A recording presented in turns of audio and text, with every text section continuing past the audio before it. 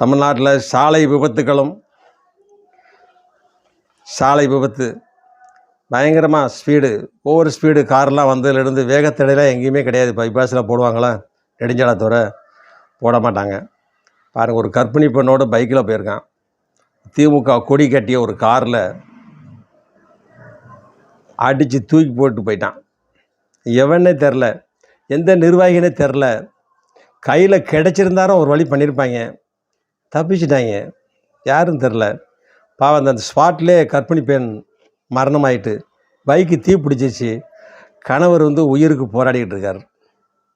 இன்னொரு இடத்துல பார்த்திங்கன்னா, அடித்தடி நல்லா தண்ணியை போட்டுட்டு பெரிய பாறாங்களை தூக்கி லைவாக காமிக்கிற அந்த சிசிடிவி கேமரா எங்கே பார்த்தாலும் இருக்குல்ல, அவன் தலையில் போட்டு கொண்டுட்டு அவன் அசால்ட்டாக அப்படி அசால்ட்டாக போகிறான்.